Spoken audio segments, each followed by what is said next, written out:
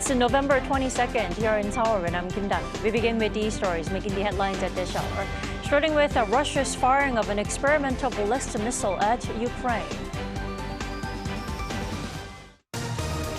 Russian President Vladimir Putin says the new ballistic missile that struck a missile factory in Ukraine's Dnipro city was an Oreshnik medium-range ballistic missile in response to the US and the UK permitting Ukraine to use their weapons in Russia. Judges at the International Criminal Court have issued arrest warrants for Israeli Prime Minister Benjamin Netanyahu, along with the country's former defense minister and the military commander of Hamas, on charges of war crimes against humanity during the Gaza war. North Korean leader Kim Jong-un says past negotiations with the U.S. were only to confirm Washington's stubbornly hostile policy toward Pyongyang, seemingly drawing the line through the possibility of friendly relations between the two sides under Trump 2.0. Despite Ukraine accusing Russia for firing an ICBM, Russian President Vladimir Putin shut down the claims, saying Moscow tested a new non-nuclear ballistic missile with medium range. Lee Seung-jae reports. After claims by Ukraine that Russia fired an intercontinental ballistic missile at Ukraine's Dnipro region on Thursday, Russian President Vladimir Putin shot down the allegations, saying instead that it was a new non-nuclear, medium-range ballistic missile. In combat conditions, one of the newest Russian medium-range missile systems was also tested, in this case with a ballistic missile in non-nuclear hypersonic equipment. Putin added that the missile, named the Oreshnik, was fired in response to the aggressive actions of NATO countries against Russia. He cited the Ukrainian use of U.S.-supplied ATACMS and the UK's Storm Shadow missiles against Russia. Putin also used the word test to describe the launch of the missile, saying that it was successful. Washington confirmed Putin's claims as Pentagon Deputy Press Secretary Sabrina Singh told reporters on Thursday that the missile was a new experimental type of intermediate-range ballistic missile. However, she added that the missile was based on the design of a Russian ICBM. The press secretary also said that Russia had pre-notified U.S. officials about the strike using nuclear risk reduction communication channels. Following initial reports of Russia's use of an ICBM, European Commission spokesperson Peter Stano said if confirmed, it would mark another quantitative and qualitative change in the war and a clear mark of escalation. British Prime Minister Keir Starmer's office said that if the use of ICBMs is true, it would be another example of Russia's escalating, reckless, and corrupt behavior. The comments came as the Ukrainian Air Force claimed that a Russian ICBM flew south of the central eastern city of Dnipro on Thursday. Lee Seung-jae, Arirang News. Maybe it was not a surprise that Russia didn't just sit back and watch Ukraine pounding Russian soil with Western weapons. Now, what's on Vladimir Putin's mind then? Let's discuss more with Dr. Robert English. Thanks for joining us. Nice to be here. So let's cut to the chase. Why the missile launch? Is this an eye for an eye move? Yes, I think it's pretty clear that in response to Ukraine's use, which means the Western authorization, the American permission to use these ATACMS deep into Russian territory, which Putin does not like and which have the potential to do a lot of damage, Putin has simply escalated. He's raised the stakes by hitting back with another new weapon of his own. And it's a scary escalation because whether it's formally an intercontinental ballistic missile or a medium-range one is not really the point. Its capability, its speed, its range, and its apparent ability to deliver multiple warheads on a target do mark a quantitative and qualitative increase in Russia's military capabilities. And Putin's doing it to give the West pause and to say maybe we shouldn't go any further here, to show that he can still out-escalate us and maintain the upper hand. Do tell us more about this new ballistic missile called Oreshnik. How advanced and threatening is this type then? Well, it has considerably longer range than anything the West is using. The ATACMS missile, for example, has a range of approximately 190 miles, which is about 300 kilometers.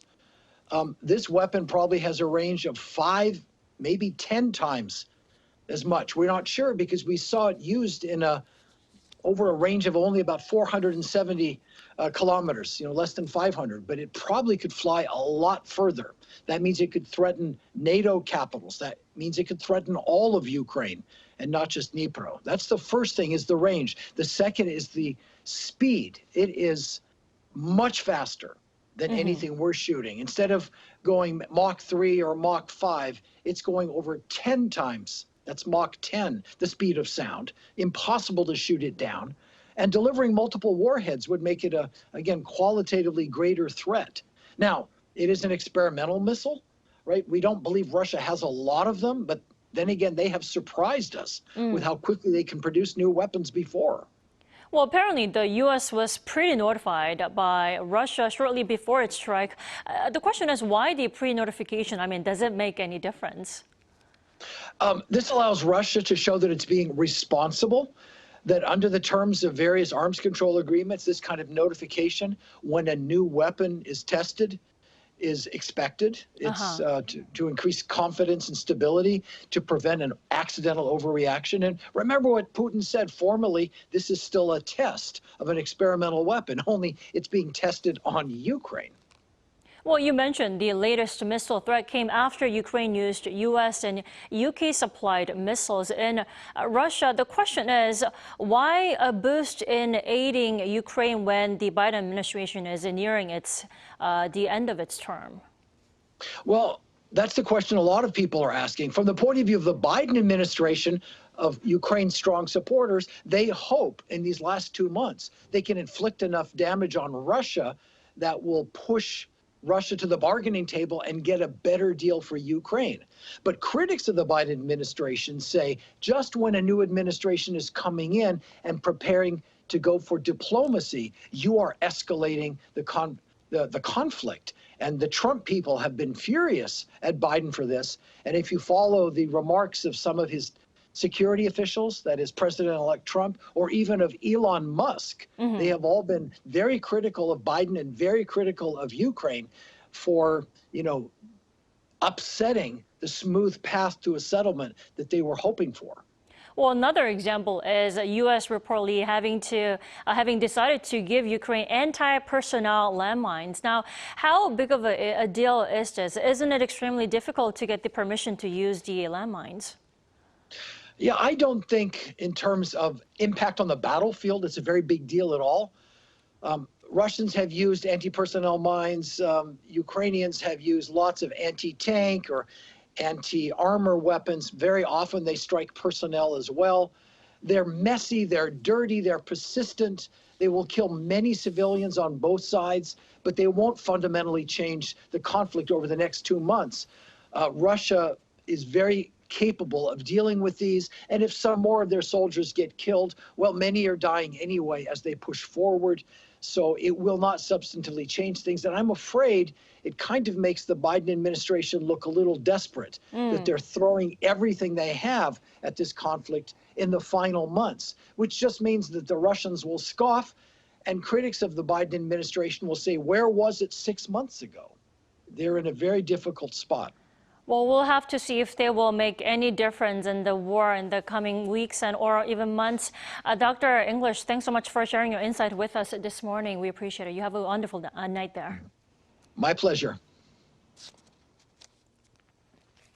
And the International Criminal Court has issued arrest warrants for senior Israel officials, including Prime Minister Benjamin Netanyahu, over alleged war crimes in Gaza. And Israel condemned the decision, while the U.S. also rejected it. Our Shin Ha-young has the details. The International Criminal Court has issued arrest warrants for Israeli Prime Minister Benjamin Netanyahu and former Defense Minister Yoav Gallant. The ICC announced on Thursday that the warrants were issued for crimes against humanity and war crimes committed during the conflict in Gaza, where the Hamas-run health authorities say 44,000 people have been killed. A warrant was also issued for Mohammed Dev, the military commander of Hamas, who Israel says was killed in an airstrike in Gaza in July on charges of war crimes and crimes against humanity related to the October 7 attacks on Israel, which resulted in almost 1,200 deaths. This comes 6 months after the ICC chief prosecutor Karim Khan first sought the warrants. Netanyahu slammed the court's decision. This is moral bankruptcy. It violates the natural right of democracies to defend themselves against murderous terrorism. The Prime Minister's office also dismissed the warrants as absurd, stating that Israel will not yield to pressure until all its war objectives are achieved. The White House said the U.S. rejected the ICC decision. We fundamentally reject the court's decision to issue arrest warrants for senior Israel officials. We remain deeply concerned by the prosecutor's rush to seek arrest warrants and the troubling process errors that led to this decision. In theory, those accused could face arrest if they travel to one of the ICC's 124 member states, which does not include the U.S. According to the BBC, Italy and the Netherlands responded to the ruling, saying they would arrest any of the men on their territory. However, the court does not have its own police force to carry out arrests and relies on its member states for that, with limited diplomatic means to compel them if they refuse. 신하영, Arirang News. Bitcoin continues its positive momentum, surpassing the $99,000 mark for the first time. According to a U.S.-based cryptocurrency exchange Coinbase, as of 4:15 a.m. Korea Standard Time, the price of Bitcoin reached $99,055.71 before dipping below $98,000. Bitcoin's gains on the day come on the back of Gary Gensler, the U.S. Securities and Exchange Commission chairman, announcing he would step down on President-elect Donald Trump's inauguration day. Gensler has been pushing for crackdowns and stronger regulations on the cryptocurrency industry, drawing backlash from the industry.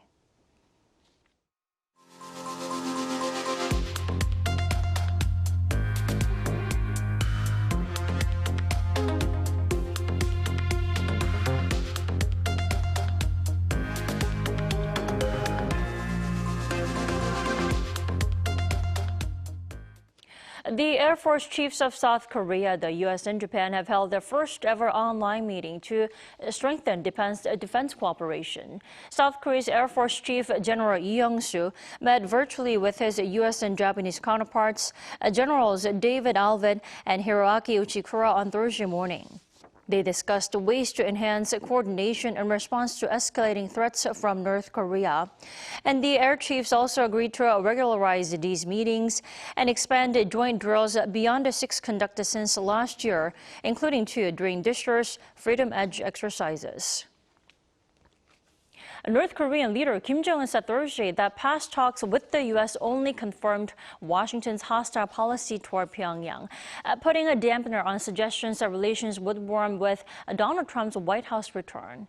According to the North state-run Korean Central News Agency, Kim's remarks came during a speech at the National Defense Development 2024 Arms Exhibition.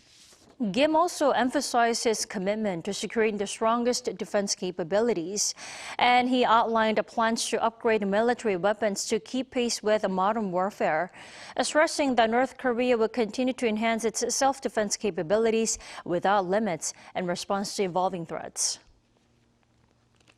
Now, the UN nuclear watchdog chief says the uranium enrichment facility in North Korea, which Kim Jong-un recently visited, appears to be an unreported one at the Kangson complex as the regime accelerates developing its nuclear program. Our Kim Bo-kyung reports. The IAEA chief stated that the highly enriched uranium production facility North Korean leader Kim Jong-un visited in September appears to be an undeclared facility at the Kangson complex near Pyongyang. Director General Rafael Grossi made this remark at an IAEA board meeting in Vienna, Austria on Wednesday. Referring to images published through Pyongyang state media that showed centrifuge cascades and other infrastructure, the nuclear watchdog said these were consistent with the layout of a centrifuge enrichment facility, along with the structure of the main building of the Kangson complex and its newly constructed annex. Previously, on September 13th, the KCNA reported Kim inspected the site that can produce weapons-grade nuclear material, revealing the highly enriched uranium production facility, though its exact location was not specified.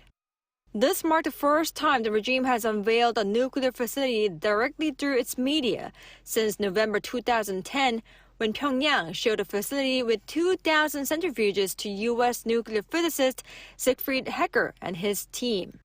The IAEA said such a display of an undeclared enrichment facility at Kangson and the call to further strengthen the foundation for producing weapons-grade nuclear material are of serious concern. Grossi added that there are indications that the centrifuge enrichment facility at the Yongbyon nuclear complex also continues to operate. Intermittent activity continues at the experimental light water reactor there, said the IAEA chief, which aligns with ongoing commissioning processes. The 5-megawatt reactor at Yongbyon was not operating between mid-August and mid-October, which experts at the nuclear watchdog believe gave the North enough time to refuel the reactor and start its 7th operational cycle. Regarding the Punggye-ri nuclear test site in Hamgyong-Bukdo province, it remains prepared for a nuclear test with no major changes so far. Stating that such a revelation of undeclared enrichment facilities and the ongoing commissioning of the light water reactor were clear violations of UN Security Council resolutions, Grossi urged Pyongyang to fully comply with resolutions and swiftly cooperate with the IAEA. Kim Bo-kyung, Arirang News. Here in South Korea, a growing number of companies are seeking to offer family-friendly support to better address the country's alarming birth rate. Our correspondent Lee Soo-jin has this report. I think all working moms can agree that one of the toughest situations is having to go to work even when your child suddenly falls ill. It's a struggle that working parents across the world grapple with. And it often deters people from starting a family, which is why firms like this bank have built daycare centers for their employees as part of efforts to improve the work-life balance for working parents. Lee Hang-hyun drops off her 3-year-old son at the daycare each day at around 8 a.m. and picks him up after work. And because it's a corporate daycare center, she's not the only parent who does so. At other daycare centers, most children get picked up by 4 p.m., so I would worry about my son being there alone, but now knowing there are many other children, I worry less and can focus better on my work. The centers also have programs using educational puzzles and games to teach children social skills and basic concepts in language and math. They also plan to hold open houses after work hours and during weekends to give parents insight into their children's progress. And such daycare centers will soon be open to other working parents. Starting March next year, employees from small and medium-sized companies will also be able to send their children here. This just adds to efforts already undertaken by SMEs, as this makeup company introduced flexible working hours for its employees in January 2022. Managed entirely online, the system allows employees to choose their daily work hours as long as they complete the required monthly schedule of around 177 hours. These days, pediatric clinics are so crowded that you have to start queuing as early as 5 a.m. But because I was able to adjust my work hours, I was able to take my child to the hospital. Kim Sol-mi, whose son is 23 months old, says that this has enhanced her work-life balance. The hardest part is being at work when your kid is at home sick, because you just worry about them. But having control over my work hours has been a huge help. The company says the number of births and marriages has tripled since they first implemented the flexible working hour system, showing how policy supporting a good work-life balance for working moms like Ian Kim can help Korea address its low birth rate. Lee Soo-jin, Arirang News.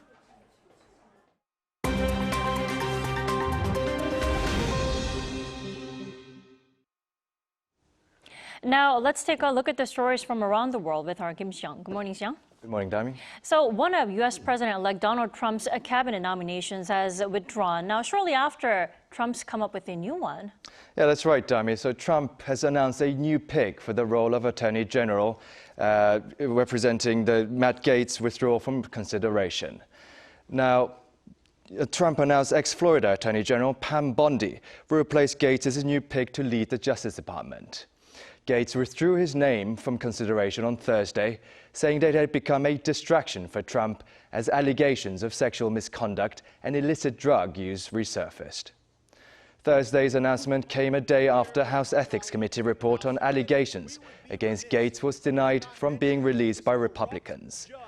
The House Ethics Committee has reportedly investigated Gaetz on and off since 2021 over various allegations, including misuse of campaign funds, accepting bribes, sharing inappropriate images on the House floor, use of illegal drugs and sex with an underage female. Now, Gaetz has denied any wrongdoing. President-elect Trump on social media platform X commented on the withdrawal by Gaetz, saying that he greatly appreciates his efforts and that Gaetz has a wonderful future. Now moving over to Brazil, where federal police on Thursday indicted 37 individuals, including former President Jair Bolsonaro and former high-ranking government and military officials, over allegations of an attempted coup to prevent his successor, Luiz Inácio Lula da Silva, from taking office in 2022. Brazilian authorities say Bolsonaro had full knowledge of plots to assassinate President Lula, Vice President Geraldo Alckmin, and Supreme Court Justice Alexandre de Moraes following his election defeat. Police also said they found evidence that Bolsonaro knew of plans by a criminal organization to overthrow democratic order, including election denial in the capital Brasilia in early 2023. While Bolsonaro has denied the allegations, he must now wait for a decision by Brazil's Prosecutor General on whether the former president will stand trial or not. The death toll in suspected mass alcohol poisoning in Laos has risen. According to the UK's Foreign Office, a 28-year-old female British tourist on Thursday became the 5th person to die after visiting a small riverside town in central Laos. The death of a 19-year-old Australian female was also confirmed by her family on the same day. Hours earlier, the US State Department also reported the death of an American man in the same tourist town of Van Vieng. Now, Danish authorities also confirmed that 2 Danish national females, aged 19 and 20, had died the week before. As police continue to investigate, reports in the media as well as testimonies suggest the victims may have consumed alcohol laced with methanol. Lastly, a rare early snowfall across France was seen on Thursday, with the French National Weather Service putting the greater Paris region of Île-de-France under an orange weather alert until Friday.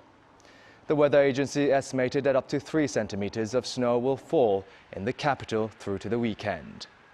Authorities requested 10% of all flights to be cancelled by Thursday afternoon. Now, French capital Paris's iconic Eiffel Tower will also be closed until 1 p.m. local time on Friday due to safety risks.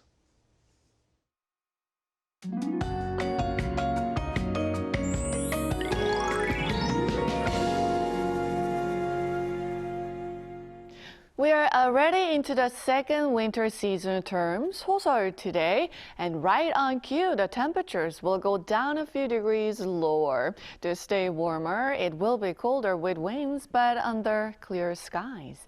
Now the cold winds have pushed the dust away from the peninsula, but Daejeon, Chungcheong, Pukto, and Gwangju will have bad air quality during the first half of the day, but it should improve in the afternoon. Southern provinces woke up to a warmer morning than yesterday, but highs in most parts will be 2 to 5 degrees lower this afternoon. Seoul gets up to 10 degrees Celsius, Gwangju at 12, Daegu, Gyeongju at 13 degrees Celsius under bright sunshine nationwide. Staying warmer than norms through early next week, the nationwide rain next Tuesday will bring freezing air to the peninsula. Around this time, when the conditions shift to cold and dry, many are coming down with a cold, so take good care of yourself by drinking plenty of water and eat well. That's Korea for you, and here's a look at the international weather conditions.